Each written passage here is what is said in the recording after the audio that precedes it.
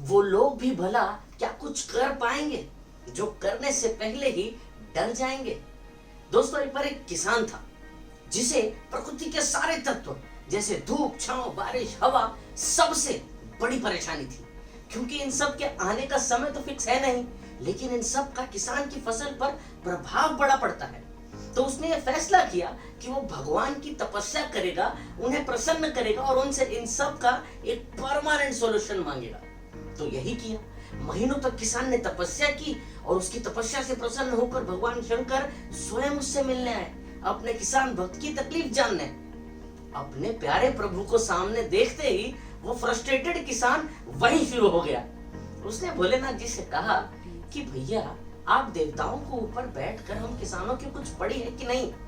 Lakshmi ji finance department देख रही हैं, सरस्वती जी एजुकेशन डिपार्टमेंट देख रही हैं, ब्रह्मा जी एचआरडी डिपार्टमेंट देख रहे हैं, तो यमराज जी सबको ऊपर नीचे करने का डिपार्टमेंट देख रहे हैं। अब आप बताइए कि इन सब में से किसान कौन है? किसान की तकलीफ का अंदाजा किसे है? अगर ये सारे डिपार्टमेंट मुझ जैसे किसी किसान के पास होते तो मैं किसी किसान को तकलीफ में आने देता भला? क्योंकि मुझे पता है ना, बारिश का सही समय क्या है, धूप कब आनी चाहिए, छांव कब आनी चाहिए, फसल को जानवरों से कैसे बचा के रखा जाए, वगैरह वगैरह। भोलेनाथ जी ने पूरी बात सुनी किसान की और उससे कहा कि चलो ठीक है, आने वाले 3 महीनों तक तुम्हारी पूरी फसल के दौरान धूप, छांव, बारिश जैसे किसी भी प्राकृतिक तत्व का पूरा जिम्मा, पूरा कंट्रोल मैं तुम्हारे हाथ में देता हूं। और 3 महीने बाद हम फिर से मिलेंगे और ये तय करेंगे कि ये डिपार्टमेंट तुम्हें कैसे देना है।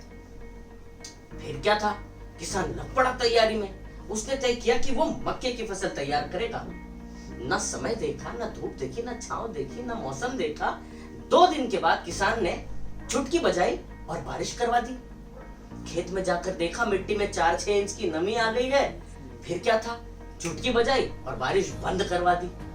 खेत जुतवा दिए, बीज बोवा दिए। फिर अगले ही दिन चुटकी बजाई और धूप करवा दी।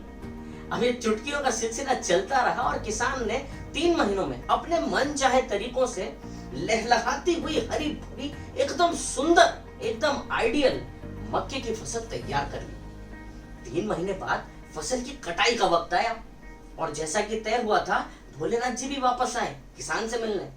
अब फसल जब मक्के की कटी तो ये पता चला कि मक्के की बाली में फल तो है, लेकिन छिलके के अंदर मक्के के दाने ही नहीं है। किसान आश्चर्यचकित हुआ, चिंता में पड़ गया, सोचने लगा कि मुझसे क्या रह गया, क्या छूट गया करने को, क्यों ये मक्के की फसल खोखली रह गई। आखिर जब उसकी समझ में कुछ नहीं आया तो उसने हाथ जोड़ा और शंकर जी से कहा कि भोलेनाथ जी, कहीं आप मेरी परीक्षा तो नहीं ले रहे? इस पर भोलेनाथ जी ने जो जवाब दिया वो सुनने लायक था। भोलेनाथ जी ने कहा कि किसान भाई, तुमने तुम्हारी फसल को सब कुछ एकदम तरीके से, एकदम सटीक तरीके से दिया, जब जो चाहिए था तब, लेकिन फिर भी तुम्हारी इस मक्के की खोखली फसल का कारण है तुम्हारा डर, तुम्हारा असफल होने का डर। तुम्हें इस बात से डर था कि तेज हवाओं के झोंके आकर तुम्हारी फसल को कहीं खराब ना कर दें, इसीलिए तुमने 3 महीनों तक हवाओं के बहाव को ही बंद कर दिया। लेकिन तुमने इस बात को नजरअंदाज कर दिया कि उन्हीं तेज हवाओं के आने की वजह से मक्के की फसल जमीन में और गहराई तक जाती है, गहराई से पौष्टिकता लेती है और उसी वजह से सुंदर स्वादिष्ट मक्के के दाने आते हैं। किसान को उसकी गलती समझ आई, उसने हाथ जोड़कर प्रभु से माफी मांगी। दोस्तों, इस कहानी से हमें बहुत कुछ समझ आता है। जैसे कि एक किसान अगर हवाओं के झोंके से डरेगा तो एक फसल कैसे उगाएगा, उसी तरह अगर एक छोटा सा बच्चा चोट खाने से डरेगा तो मजबूत कैसे बनेगा। अगर एक स्टूडेंट एग्जाम से डरेगा तो अच्छे नंबर कैसे लाएगा, सफल कैसे बनेगा। और अगर एक सेल्समैन सेल्स टारगेट से डरेगा तो सेल्समैन ऑफ द ईयर कैसे बनेगा। और अगर हम आज की देश की सबसे बड़ी विडंबना की बात करें तो पूरे दुनिया का सबसे बड़ा पत्रकार वर्ग है हमारे देश का, और अगर वो पत्रकार वर्ग घर बैठे खबरें बनाएगा तो इंपॉर्टेंट इश्यूज को कैसे एड्रेस करेगा।